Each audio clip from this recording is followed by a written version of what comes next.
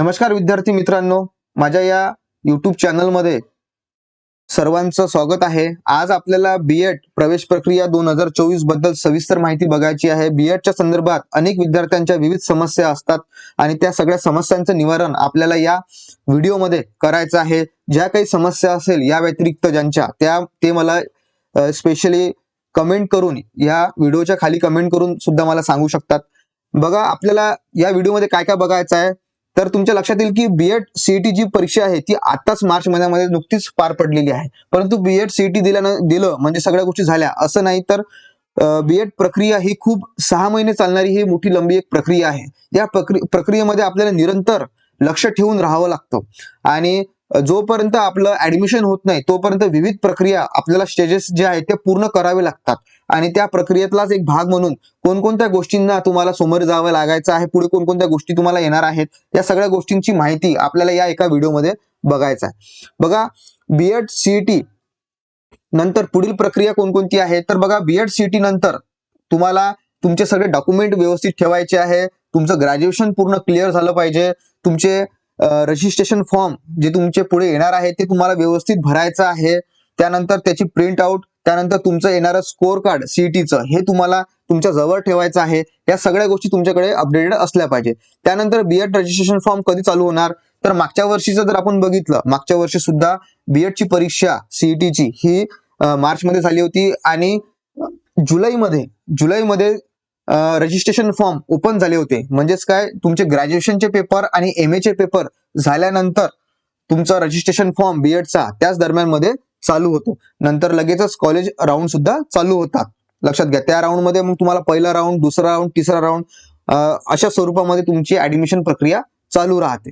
त्यानंतर बघा, बीएड साठी लागणारे आवश्यक कागदपत्रे कोणकोणती आहेत। आता त्या कागदपत्रांची माहिती आपल्याला खाली बघायची आहे। बघा, कोणकोणते आवश्यक लागणारे कागदपत्र आहेत मी तुम्हाला आधीच सांगतोय की या कागदपत्रांच्या अभावी बऱ्याचशा विद्यार्थ्यांची ऍडमिशन कॅन्सल झालेली आहे किंवा बऱ्याचशा विद्यार्थ्यांना ऍडमिशन मिळालेली नाही। त्याच्यामुळे हे सगळे डॉक्युमेंट हे असणं अत्यंत आवश्यक आहे।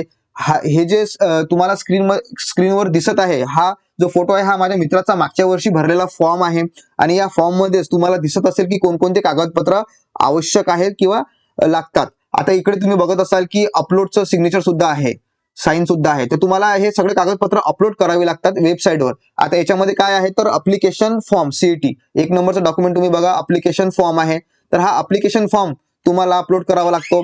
त्यानंतर स्कोर कार्ड हे सुद्धा तुम्हाला आता व्यवस्थित ठेवायचं आहे जे तुमचं येणार आहे। त्यानंतर डोमेसियल सर्टिफिकेट असेल, बर्थ सर्टिफिकेट असेल, त्यानंतर शाळा सोडल्याचा दाखला असेल, एक तुमचं जन्माचं प्रूफ म्हणून हे तुम्हाला ठेवावं लागेल। त्यानंतर कास्ट सर्टिफिकेट आहे, तुम्ही ज्या कोणत्या कॅटेगरी मधून येतात ते तुम्हाला सर्टिफिकेट तुमच्या जवळ ठेवायचं आहे। त्यानंतर कास्ट व्हॅलिडिटी, सगळ्यात महत्वाचं म्हणजे हा 5व्या नंबरचा कागद, कास्ट व्हॅलिडिटी बऱ्याचशा विद्यार्थ्यांजवळ, म्हणजे जे विद्यार्थी बीए चे आहेत, एमए चे आहेत, आर्ट्सचे जे विद्यार्थी आहे आणि काही सायन्सचे विद्यार्थी यांच्याकडे कास्ट व्हॅलिडिटी नसते। त्याच्यामुळे कास्ट व्हॅलिडिटी काढणं हे अत्यंत आवश्यक आहे किंवा विदाऊट कास्ट व्हॅलिडिटीची तुमची बीएडला ऍडमिशन होऊ शकत नाही। लक्षात घ्या, या कागदामुळे अनेक विद्यार्थ्यांचे ऍडमिशन सुद्धा कॅन्सल झालेले आहेत। त्याच्यामुळे ज्यांच्याकडे कास्ट व्हॅलिडिटी नसेल त्यांनी आताच कास्ट व्हॅलिडिटी काढून घ्यायची आहे। आता याची प्रोसेस कशी आहे कास्ट व्हॅलिडिटीची, की आर्ट्सवाल्यांना ते कास्ट व्हॅलिडिटी मिळत नाही, तर परंतु तुम्हाला मी प्रोसेस सांगतो, त्या प्रोसेसने जर तुम्ही गेले तर तुमची एका महिन्यात कास्ट व्हॅलिडिटी निघून जाईल। बघा, तुम्ही बीएड सीईटीचा एक्झाम दिलेली आहे, तुमच्याकडे बीएड सीईटीचं ऑल तिकीट आहे, त्यानंतर बीएड सीईटीचं तुमच्याकडे फॉर्म आहे। त्या दोन्ही गोष्टी घेऊन तुम्ही संदर्भित तुमचा जो कॉलेज आहे त्या कॉलेजला जायचं आहे आणि तिथं स्कॉलरशिप डिपार्टमेंटला तुम्हाला तिथे जाऊन ते जे तुमचे सीईटीचं सर्टिफिकेट आहे, ऍडमिट कार्ड आहे, ते तुम्हाला दाखवायचं आहे। ते ऍडमिट कार्ड दाखवल्यानंतर तुम्हाला ते कव्हरिंग लेटर तिथे मागायचं आहे। कव्हरिंग लेटर आणि 35A नंबरचा जो फॉर्म आहे हे तुम्हाला कॉलेजकडून मिळणार आहे। कव्हरिंग लेटर आणि 35A नंबरचा जो फॉर्म आहे तो, आणि त्यानंतर कॉलेजचं बोनाफाईड, असे 3 कागद तुम्हाला कॉलेजकडून घ्यायचे आहे। आणि हे कॉलेजकडून घेतल्यानंतर तुम्हाला जे तुमचे फॅमिलीचे जे बॅकग्राऊंडचे जे कागदपत्र आहेत हे बाकीचे कागदपत्र वगैरे लावून जिल्हा पडताळणी कार्यालयामध्ये नेऊन द्यायचं आहे। त्यानंतर तुम्हाला एका महिन्यामध्ये कास्ट व्हॅलिडिटी हे तुमच्या मेलवर येईल। आता कास्ट व्हॅलिडिटी हे घरी येत नसून किंवा ऑफिसमध्ये येत नसून हे तुम्हाला मेलवर येत आहे। त्याच्यामुळे तुम्हाला ऑनलाईन फॉर्म भरायचा आहे, हे सगळे कागदपत्र अपलोड करायचे मी जे तुम्हाला सांगितलं, आणि ऑफिसमध्ये आपलं ऑनलाईन तुम्हाला मेलवर हे कास्ट व्हॅलिडिटी लगेच येईल, जेणेकरून तुमची ऍडमिशन पुढे जाईल किंवा ऍडमिशन होईल. त्यानंतर बघा नॉन क्रिमिलियर, हे जे अत्यंत महत्वाचं डॉक्युमेंट आहे, हे सुद्धा तुम्हाला नवीन वर्षाचं नवीन काढावं लागतं. जुन्या वर्षाचं नॉन क्रिमिलियर चालत नाही. यासाठी तुम्हाला 3 वर्षाचा तहसीलदाराचा उत्पन्नाचा दाखला लागतो.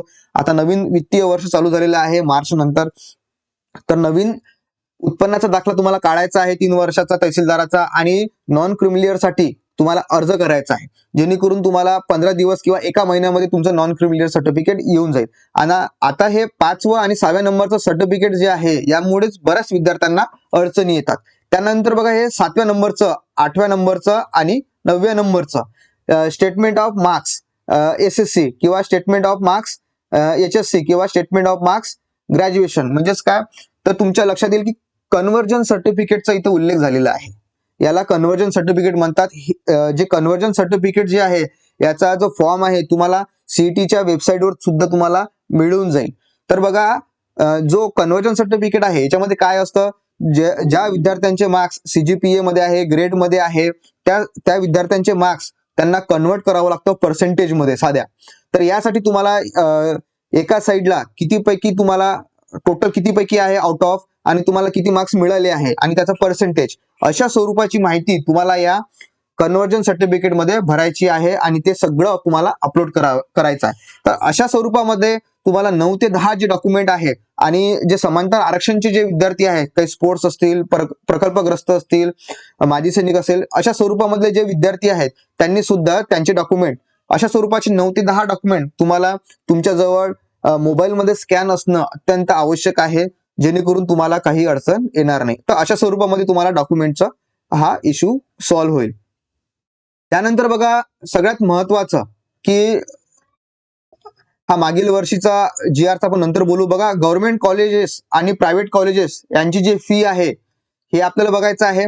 त्यानंतर मागील वर्षीचा जो कट ऑफ आहे, तो कट ऑफच्या संदर्भात आपल्याला बोलायचं. बघा मागील वर्षीचा जो कट ऑफ आहे, तर मागील वर्षीचा कट ऑफ आहे किंवा त्याच्या मागच्या वर्षीचा कट ऑफ असेल, 2020, 21, 22, 23 चा कट ऑफ जो असेल, तर माझ्या अनुभवानुसार मी तुम्हाला सांगतो की तुम्हाला 60+ किंवा 65+, म्हणजे ओबीसीच्या विद्यार्थ्यांना 60+, ओबीसी SC ST यांच्या 60+, आणि ओपनच्या विद्यार्थ्यांना 65+ जर मार्क्स मिळाले, तर तुमचं बऱ्यापैकी ऍडमिशन हे पहिल्या राऊंड मध्ये आणि गव्हर्नमेंट कॉलेजेसमध्ये होऊन जातं. त्याच्यामुळे 65 किंवा 60+ मार्क्स घेणं अत्यंत आवश्यक आहे. आता गव्हर्नमेंट कॉलेजेस का म्हणतोय मी, आणि प्रायव्हेट कॉलेजेसमध्ये काय फरक आहे, तर बघा प्रत्येक जिल्ह्यामध्ये 1 ते 2 हे गव्हर्नमेंट कॉलेजेस तुम्हाला BEdचे आढळून येतात.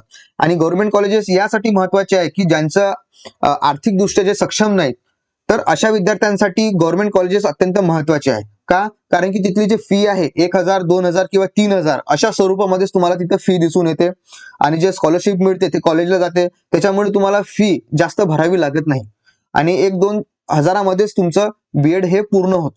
त्यानंतर बघा प्रायव्हेट कॉलेजेसचं काय आहे, तर प्रायव्हेट कॉलेजेसमध्ये तुम्हाला फी 15,000 पासून स्टार्ट होतं. काही कॉलेजेसमध्ये 7-8 हजारापर्यंत सुद्धा फी आहे. परंतु कसं आहे की ते सगळं फीस जे आहे तुमच्या स्कॉलरशिपवर डिपेंड करतं. तुम्हाला स्कॉलरशिप आलेली ती कॉलेजला मिळते आणि तुमची फी कमी होते.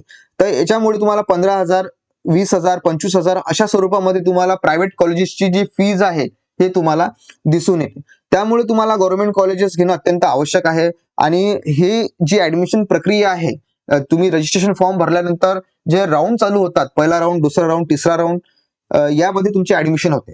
आता या राऊंडचा अनुभव, आतापर्यंत मला आलेला अनुभव मी तुम्हाला त्या अनुभवातून सांगतो की पहिल्या राऊंडमध्ये सहजासहजी पहिल्या राऊंडमध्येच फॉर्म कॉलेजेसची नावं टाकताना संपूर्ण आपल्या जिल्ह्यातील जवळचे सगळे कॉलेजेस टाकून द्यायचे. सगळ्यात वर आधी आपल्या गव्हर्नमेंट कॉलेजेस, आपल्या जिल्ह्यातले, त्यानंतर आपल्या जवळचे कॉलेजेस, अशा स्वरूपामध्ये तुम्हाला प्रत्येक कॉलेजचं नाव आपल्या जिल्ह्यातलं टाकून द्यायचं आहे, जेणेकरून तुमचा कुठे ना कुठे नंबर लागेलच. आणि बरेचसे विद्यार्थी फक्त 1-2 कॉलेजेस टाकतात. असं न करता बऱ्याच कॉलेजेसचं जर तुम्ही नाव टाकलं तर तुमचा नंबर लागणं हे जास्त शक्यता असते. त्याच्यामुळे जास्त कॉलेजेसचं नाव टाकायचं आणि पहिल्या राऊंड मध्ये प्रयत्न करायचा की पहिल्याच राऊंड मध्ये तुमचा नंबर लागेल. कारण की कसं आहे, पहिल्या राऊंड मध्ये मी अनुभवानुसार, मी बघितल्यानुसार तुम्हाला फीज जे आहे ते कमी स्वरूपात दिसून येते. त्यानंतर जसं जसं तुमचं दुसरं राऊंड, तिसरं राऊंड, त्यानंतर काउन्सिलिंग राऊंड, जे राऊंड वाढतात त्यामध्ये तुमचं ऍडमिशनची जी फीज आहे ते सुद्धा वाढत जाते, किंवा बाकीच्या प्रोसेसिंग सुद्धा वाढत जातात. त्याच्यामुळे तुम्हाला पहिल्याच राऊंडमध्ये ऍडमिशन घ्यायची आहे. यासाठी पूर्ण प्रयत्न करायचा आहे. या संदर्भात काही अडचणी आल्यास तुम्हाला मला या व्हिडिओच्या खाली कमेंट सुद्धा करायचे आहे.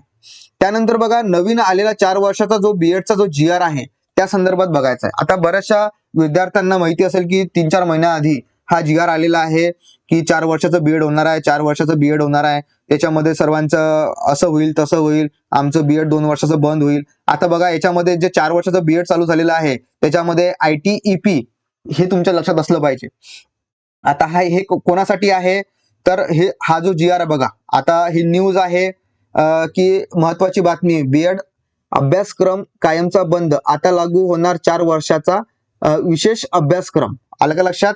हे तुमच्या लक्षात येईल की ही बातमी झाली. त्यानंतर हा NCTEचा हा GR झाला. याच्यामध्ये तुमच्या लक्षात येईल की NCTE काय केलंय. NCTE म्हणजेच कोण, तर तुमच्या लक्षात येईल की the national council for teacher education, NCTE हा आणलेला GR आहे. याच्यामध्ये तुमच्या लक्षात येईल की 4 वर्षाचा इंटिग्रेटेड, लक्षात घ्या, इथं तुम्हाला हा शब्द दिसत असेल इंटिग्रेटेड, हा अत्यंत महत्वाचा आहे. इंटिग्रेटेड म्हणजे कुठेतरी 12वी नंतरचा हा कोर्स आहे, तुमच्यासाठी नाही. 12वी नंतरचा जो कोर्स आहे त्यासाठी कुठेतरी ITEP म्हणजेच काय, तर ITEP हा कोर्स त्यांनी नवीन लॉन्च केलेला आपल्याला दिसून येतोय.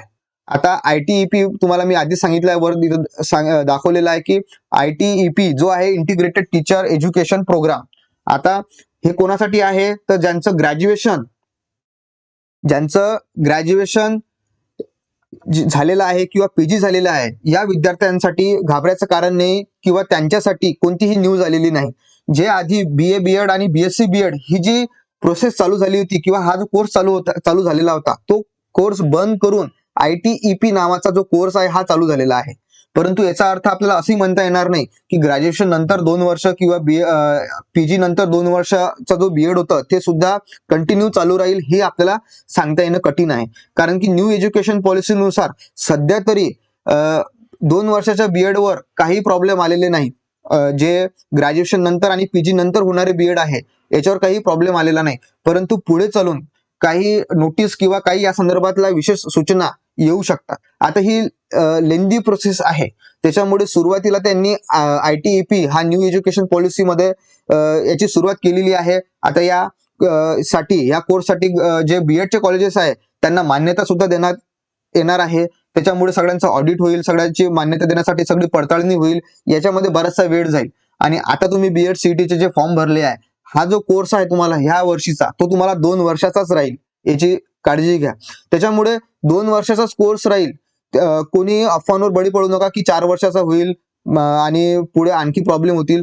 अशा स्वरूपात ज्यांचं ग्रॅज्युएशन झालेलं आहे, PG झालेलं आहे, त्यांच्यासाठी हा सध्याही कोर्स हा 2च वर्षाचा आहे आणि 2च वर्षाचा राहील. पुढे याला वेळ लागेल सगळ्या गोष्टींना बदलायसाठी. सध्या तुमच्यासाठी ही न्यूज नाही, 12वी नंतरच्या कोर्ससाठी ही न्यूज आहे. अशा स्वरूपामध्ये आपल्या या व्हिडिओमध्ये आपण ह्या सगळ्या गोष्टी कव्हर केलेल्या आहेत. तरी सुद्धा तुमच्या काही अडचणी असेल तर तुम्ही कमेंट सेक्शन मध्ये तुम्ही मला सांगू शकता. आणि अशा स्वरूपाचे व्हिडिओ बीएड संदर्भात असेल, PhD संदर्भात असेल, नेट सेट संदर्भात असेल, स्पर्धा परीक्षेच्या संदर्भात असेल, आपण वारंवार आपल्या या युट्यूब चॅनलवर कंटिन्युअसली बनवत राहू. यासाठी तुम्हाला हे युट्यूब चॅनल तुम्हाला सबस्क्राईब करायचं आहे, लाईक करायचं आहे आणि शेअर सुद्धा करायचं आहे. बीएड संदर्भात काही अडचणी असल्यास तुम्ही मला कमेंट सेक्शन मध्ये विचारू शकता. धन्यवाद.